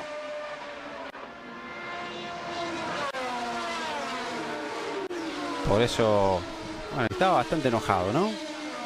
Por eso le mostraban la bandera negra, se tenía que retirar. Es ahí donde le informaban justamente desde la dirección de carrera la noticia de que era descalificado. Se lo tomaba, como era de esperar, bastante mal, por unas maniobras que había realizado en el momento de Wilfred Winkelhock en este Gran Premio de Holanda. Sí, aunque parezca mentira, había cosas de desorganización total y otras que tenían que ver con una aplicación excesivamente celosa de eso. Ahí estaba Winkelhock, la imagen del alemán, que tiene una bronca, que la va masticando como puede. Manfred Winkelhock, que era el único representante del equipo ATS y que estaba ya en Fórmula 1 desde unas 3 temporadas y que moriría trágicamente el 12 de agosto de 1985, un par de años después de esta carrera, en un accidente tremendo con un Porsche oficial en el Campeonato Mundial de Resistencia.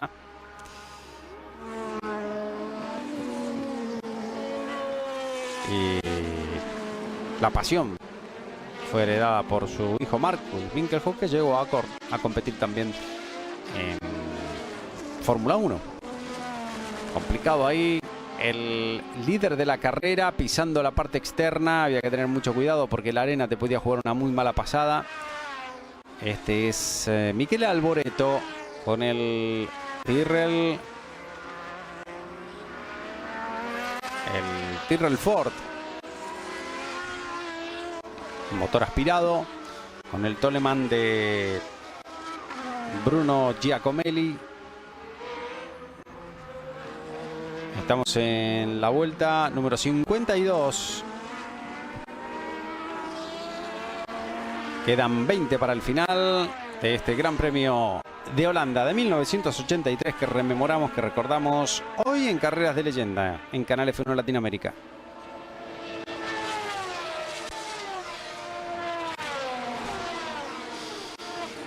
A fondo por la recta principal,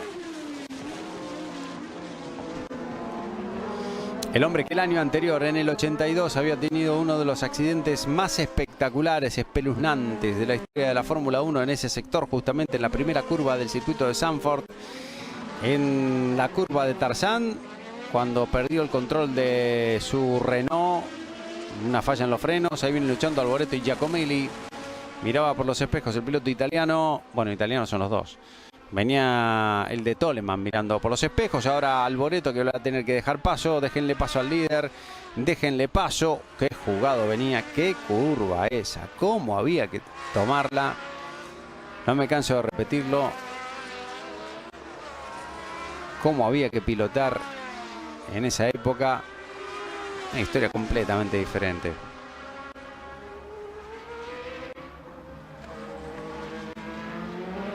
Autos con diferente interpretación en una temporada en la que se habían acabado los perfiles alares en los pontones, teniendo que tener por obligación fondo completamente plano debajo del auto.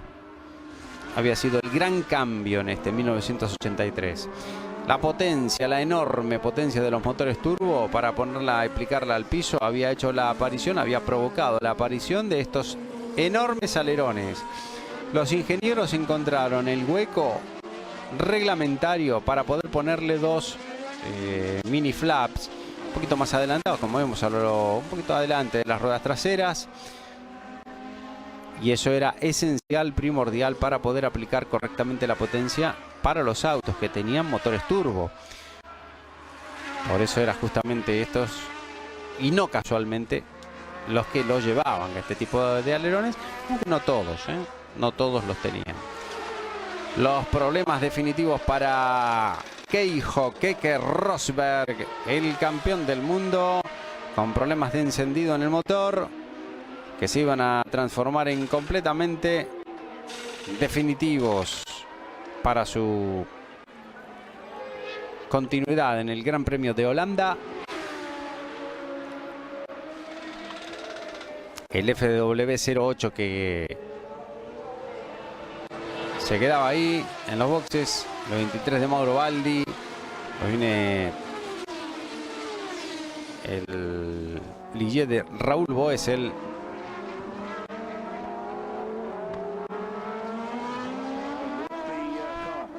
Y ahí está.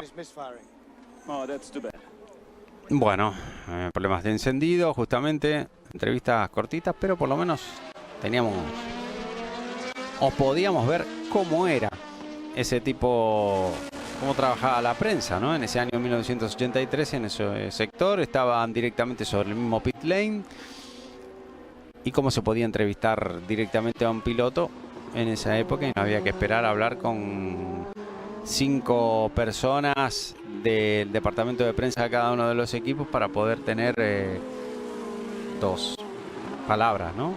Con algún piloto. Poco a poco la Fórmula 1 fue evolucionando hacia ese sector, y esa profesionalización excesiva en algunos términos fue la que la fue alejando poco a poco de la gente, a la vez que también lo convertía en algo completamente elitista. Bueno, estaba esa idea de Bernie Ecclestone que decía tenerlo muy claro. La Fórmula 1 tenía que ser muy elitista, cada vez más elitista, porque cuando uno no tiene algo lo termina deseando más. Y era lo que él pretendía que la gente sintiese con la Fórmula 1, que lo vieran algo como algo muy lejano. Y dentro de todo ese espectro estaban los pilotos, o la conducta de los pilotos, que poco a poco, más allá de la forma de ser de cada uno de ellos, de la accesibilidad o no, se fueron transformando en figuras muy muy lejanas, o cada vez más lejanas. Ahora vemos con Liberty cómo van cambiando las cosas, o cómo ya están cambiando las cosas. 32 segundos son los que le lleva Arnoux a Patrese y también a Tambay. Vienen luchando, ahí los vemos, están en la recta principal, a ver qué puede hacer el piloto. El equipo más laureado de la historia de la Fórmula 1.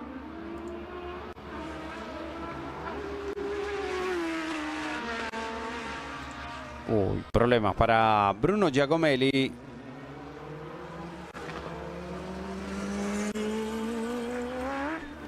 Problemas para el piloto italiano que había debutado, hacemos el recuerdo, a mitad de la temporada 79 de la Fórmula 1.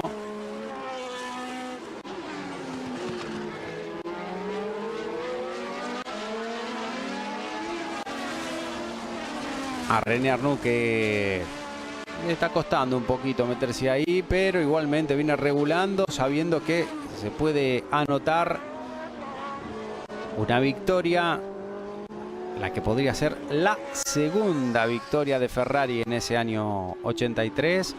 La primera la había logrado este hombre, recordémoslo, es Patrick Tambay, el trompo de Bruno Giacomelli, que para retornar a la pista pasó por el pianito, y fíjense los pianitos enormes que tenía, iba a decir, bueno, casi todos o todos los circuitos de Fórmula 1. Aunque había cosas peores. Ahí no estaba tan mal. La entrada y salida a este sector que veíamos, a las curvas de Jeblack, de Hondenlack, bastante bien, y como estaban bastante bien, lo pisaban bastante los pilotos. Como veíamos, lo cortaban bastante en ese sector.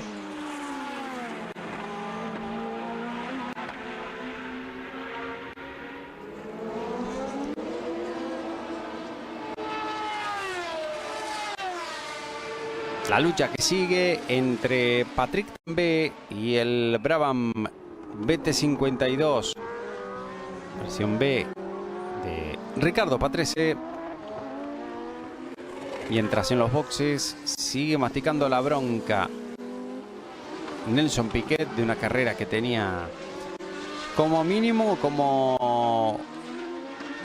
iba a ser segundo, pero las ansias de Alain Prost, que extrañamente no aplicó su sangre fría en un momento vital, terminó por traicionarle. Terminaban abandonando los dos líderes del campeonato y de la carrera, dejándole servida la victoria a un René Arnoux que todavía tiene que terminar. Roberto Guerrero, el colombiano, que va delante de Patrese y de Tambay.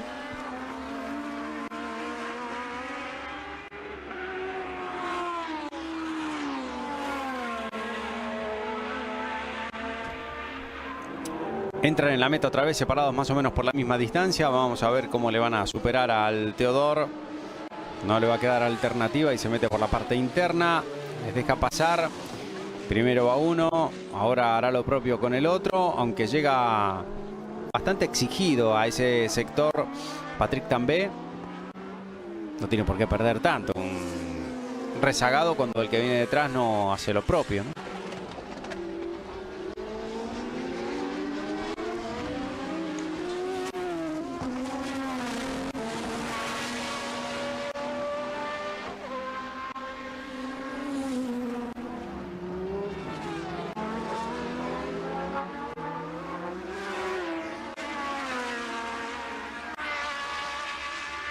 Acelerando a fondo, una jornada en la que empezó con unos cuantos nubarrones, luego se despejó en algunos sectores, incluso llegó el sol en algunas partes de este legendario circuito de Zandvoort, donde se disputa la 12ª carrera del año, donde se tocaron los dos líderes del campeonato y de la carrera, Piquet y Prost. Abandonaron y le dejaron en bandejita la victoria a René Arnoux con la Ferrari, al que le quedan 15 vueltas todavía. No está dicha la última palabra en este Gran Premio de Holanda de 1983. El liderato en el campeonato, que es de Prost, con 51, eso no se lo puede quitar nadie.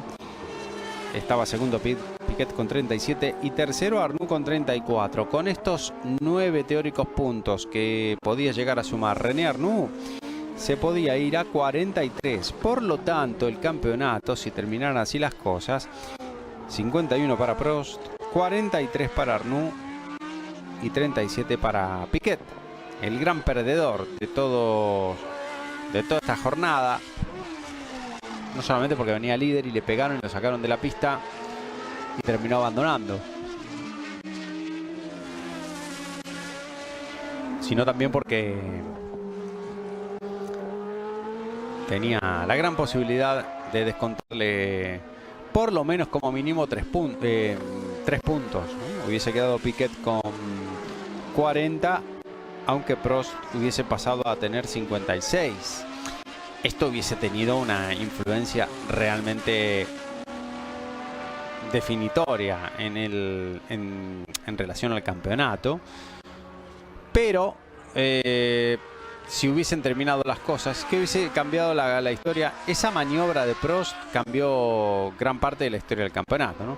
Ahí está, 61 vueltas, ahora estamos con 63 casi, por lo tanto quedan 9 para el final. Arnoux a 13, separado por 26 y medio, y luego estos dos que siguen peleando para 13 y también me refiero por segundo lugar.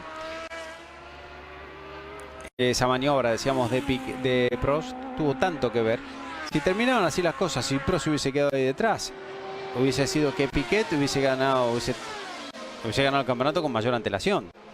O mejor dicho, hubiesen llegado más, lo hubiese ganado un poco más holgado, pero lo hubiese ganado igual. Y Prost, sin saber lo que iba a pasar más adelante, por supuesto, en las carreras que faltaban, decidió jugársela sin saber, por supuesto, lo que iba a ocurrir más adelante, que tal cual venían desarrollándose las cosas, no tenía por qué pasar nada raro. Con una ventaja como esa, y sobre todo con las pocas carreras que todavía quedaban. Pero la historia fue notablemente diferente.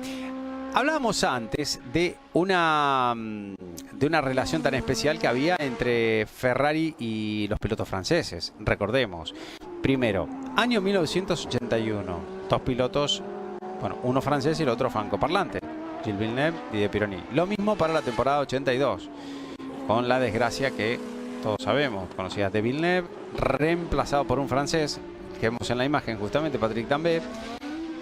Y luego la otra Ferrari, la de Pironi, que quedó vacante, fue reemplazado de forma esporádica por Mario Andretti.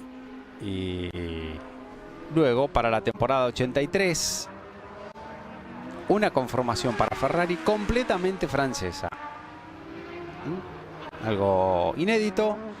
Como venía descontrolado Patrick, también tenía que tener mucho cuidado. Se estaba jugando el 1-2 del equipo Ferrari con uno de los Brabham, esta vez el de Riccardo Patrese, aguantando como podía ahí adelante, pero luchando con todas las armas legales a su favor, por supuesto. Decía que una conformación completamente francesa para el equipo Ferrari, que a partir del año siguiente iba a cambiar la historia, pero justamente en este fin de semana, antes mencionábamos que se había sellado el acuerdo para que los pilotos de Williams, Laffite y Rosberg, siguieran como pilotos en Williams en el año 84, pero faltaba decir algo, que eran los rumores que habían saltado en este Gran Premio de Holanda, justamente de 1983, sobre que Ferrari le había ofrecido, le había hecho una oferta a Alain Prost para el año 84. En principio esto no sé, se dijo claramente que era una realidad, que esto había sucedido, pero que Prost dijo que no quería cambiarse de equipo, y sobre todo por estar en un momento tan delicado y tan especial todavía en la lucha por el campeonato. Pero fíjense, en este fin de semana justamente uno de los que de peor manera terminó coronando a Alain Prost.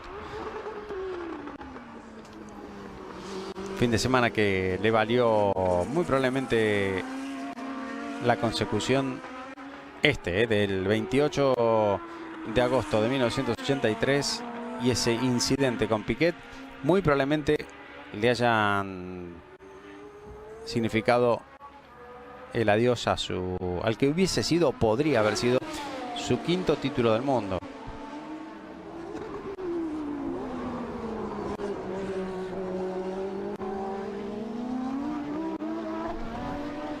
Algo que finalmente no pudo lograr con el equipo Renault, lográndolo luego con el equipo McLaren. 3, nada más ni nada menos, antes de que termine la década de los 80.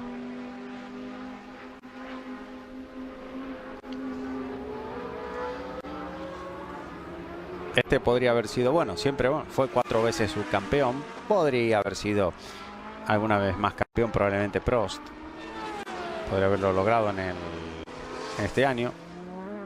Con relativa, y esto lo digo bien entre comillas, facilidad. Fácil no había nada, peleando contra auténticos monstruos. Pero es cierto también que podría haber logrado este campeonato 83, que tuvo su desenlace igualmente en la última carrera, en el Gran Premio de Sudáfrica. Viene luchando, ahí está Patrese, no sé cómo va a ser Patrese, no lo va a poder contener, está intentándolo una y otra vez, pero cómo corría ese motor BMW, qué barbaridad, qué rápido era. A partir de 3/4 de recta en adelante era inalcanzable para Patrick Tambay.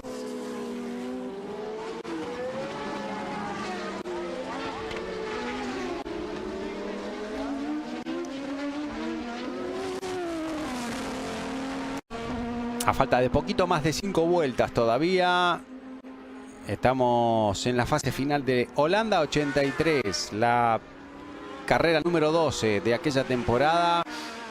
Una carrera marcada por el accidente entre Piquet y Prost. Culpable completamente el francés. La bronca del brasileño. En un principio parecía que no, pero después, cuando encontró la cámara, lo dijo. Y ahí estaba. Ahí se metía, pero cuidado. Se metía delante del auto de Patrese, Patrick Tambay, porque el Brabham tenía problemas. El Brabham se terminaba quedando. Una pena para un hombre que venía haciendo un carrerón. Quedan poquito más de 3 ahora. Una pena. Problemas de motor. Acá también hay más problemas para el Arrows Ford de Thierry Boutsen.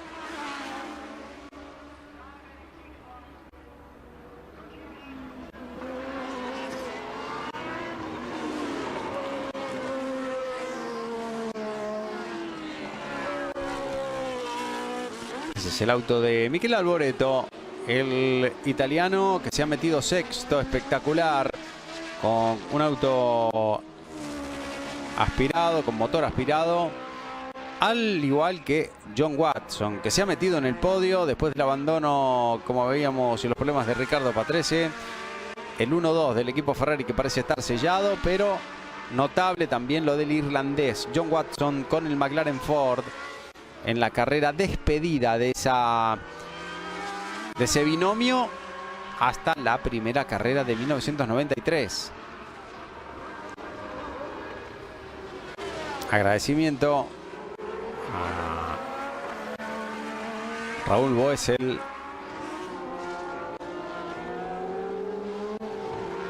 por parte de René Arnoux.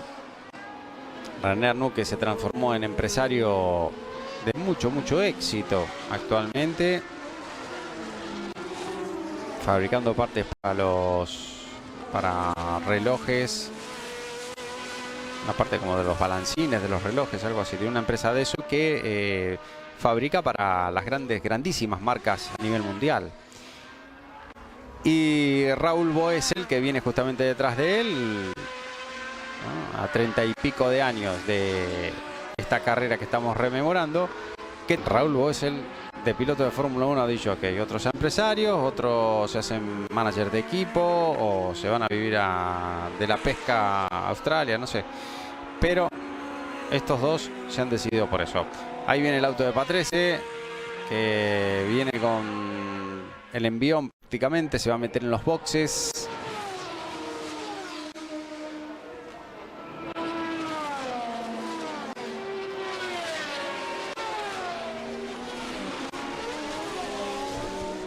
La curva de Tarzán, la Tarzan Bock, como se dice en flamenco, el idioma oficial de Holanda. Seguía, a pesar de todo, un poquito más, una vueltita más, el auto de Riccardo Patrese, tratando de no abandonar directamente en pista, aunque le estaban sacando vueltas hasta los rezagados que venían detrás. Este es Watson llevando en pista por última vez en la historia a un McLaren Ford hasta el 93. Sí.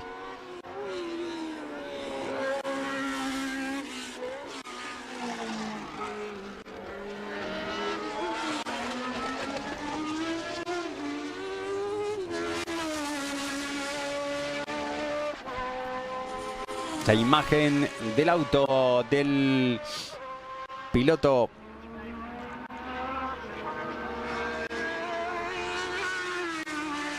irlandés Watson, que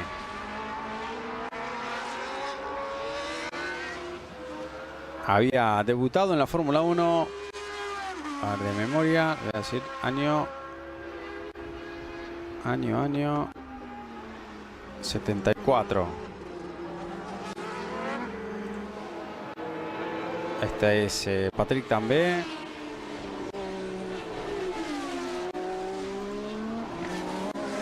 John Watson debutó 73. Le erré por poquito. 73. Debutó en el 73.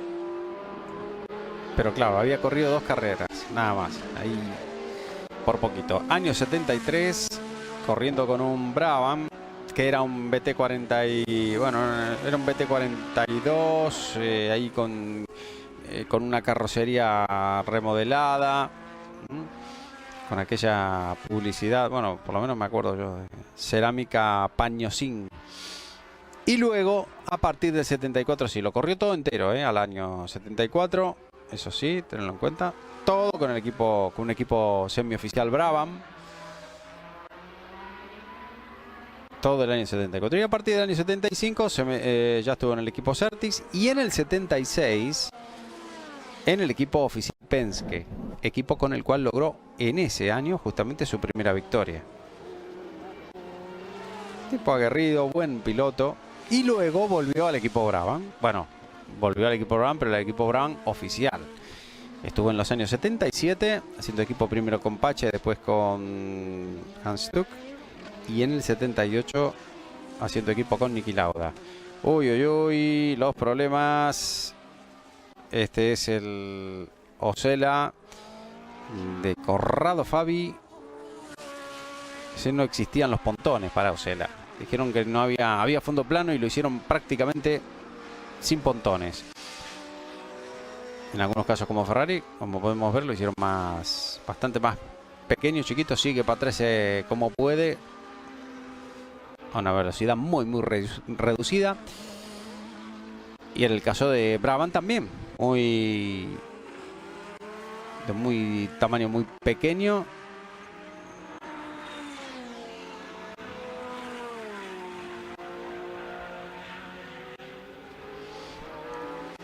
El número 28, la Ferrari, que viene lista para recibir la bandera a cuadros. Y ahí está, se convierte en ganador de la 12ª carrera del año. Espectacular, el hombre que había tenido el incidente, uno de los incidentes más espectaculares en este circuito, en este trazado, en ese sector justamente el año anterior. Con el Renault, ganaba con la Ferrari 126C2. René Arnoux se convertía en el segundo ganador con Ferrari en este año, que completaba la marca italiana, un 1-2 espectacular. René Arnoux, Patrick Tambay, Ferraris número 28 y 27. Tercero era el McLaren Ford de John Watson. En la última vez que veríamos en esa década ese binomio, que había sido una constante desde su aparición en la Fórmula 1, su primera aparición en la Fórmula 1 por parte del equipo McLaren, siempre con el motor Ford. Greg Warwick cuarto, con el Toleman, Mauro Baldi con el Alfa Romeo quinto y Michele Alboreto, el último de los hombres de Ferrari, que lograba el sexto puesto y el último punto a disposición. Séptimo llegaba Stefan Johansson, Mark Surer octavo, Ricardo Patrese noveno, Raúl Boes el décimo, Corrado Fabi undécimo y el colombiano Roberto Guerrero, que llegaba 12º, haciendo, bueno, igualando su... No, igualando no, mejor dicho. Estableciendo su mejor resultado en ese año 1983. Ahí está la clasificación final del ganador, que sigue pasando por la meta. Pasó una vez, ahora vuelve a pasar, pero tienen que entrar por esta parte a la zona de los boxes. Un paddock bastante extraño y se hace muy angosto en algún sector, y era uno de los problemas que había con respecto a la vuelta. Bueno, más que problemas, se podía modificar perfectamente, pero se tenía que hacer una zona de boxes muy grande, que lo necesita. Muy raro el paddock de Zandvoort, y en ese sector había que trabajar muchísimo para, incluso se hablaba de desplazar la pista en un sector. El problema es que, bueno, ahí está el campeonato, fíjense, Prost 51, como dije antes, Arnoux con 43, Piquet con 37, los mismos puntos que Tambay. Fíjense cómo estaba el campeonato en ese momento. Tambay tenía los mismos puntos que Piquet, Arnoux tenía 43, tenía todavía 6 puntos más que Arnoux, Prost adelante con 51, y sin embargo, 3 carreras después, el hombre que se llevaba el campeonato era Nelson Piquet. Pero recuerden bien, viene muy bien repasar todas esas estadísticas para saber lo que puede llegar a pasar en una parte final de campeonato. Parece increíble, o lo que parece increíble muchas veces se convierte o se termina convirtiendo en realidad, como hemos visto en este caso. De leyenda, Canal F1 Latinoamérica. Vamos a volver con el podio y los festejos de este Gran Premio de Holanda 1983.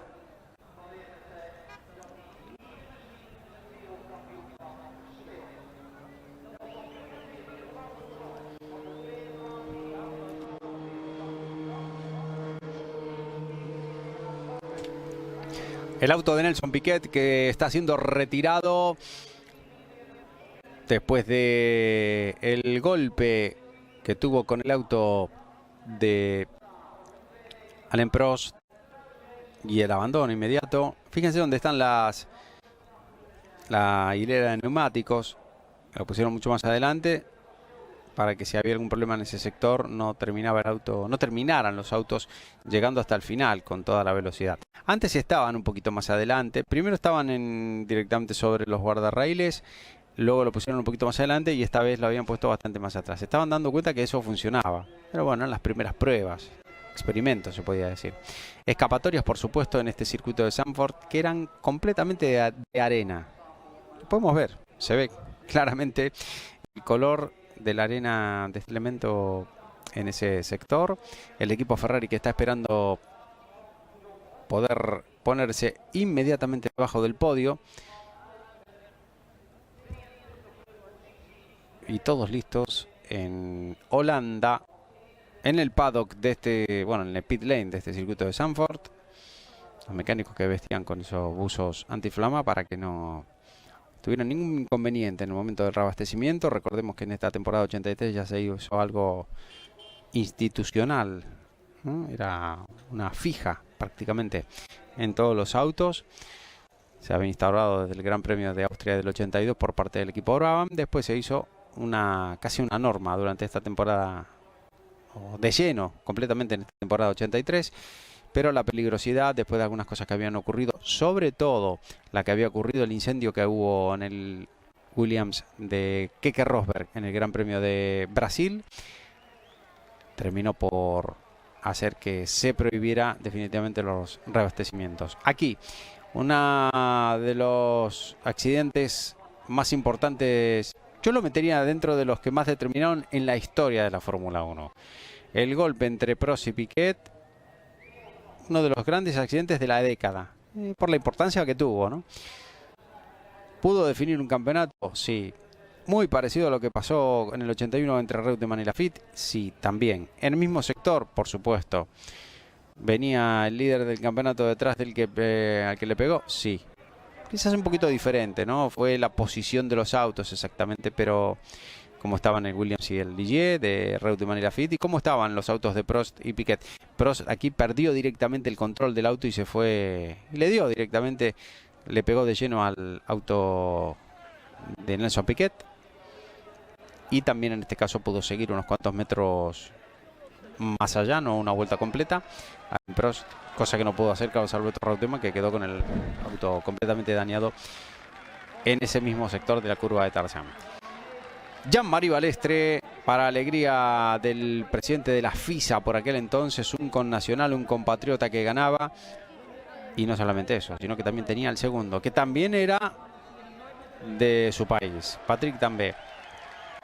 John Watson levantando en alto una lata de 7-Up, bebida irlandesa por excelencia, y justamente por eso hacía la bromita, ¿no? La risa, y se la mostraba también a René Arnoux en ese sector. Un podio con gaseosa, un champán por lo menos, por ahora no lo vimos, lo habrá. Y ahí estaba la imagen del ganador. Era la última victoria de este piloto, iba a ser la última victoria de este piloto, finalmente, en su historial, la marsellesa.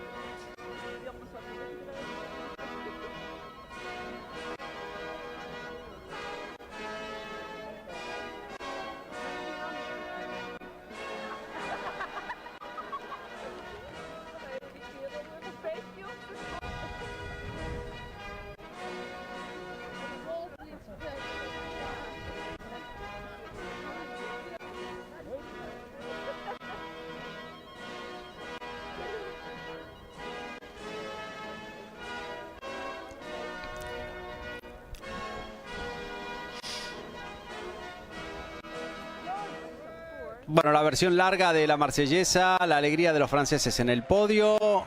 Así hemos recordado Holanda 83. Gracias por haber estado ahí. Un saludo de Víctor Seara. Hasta pronto.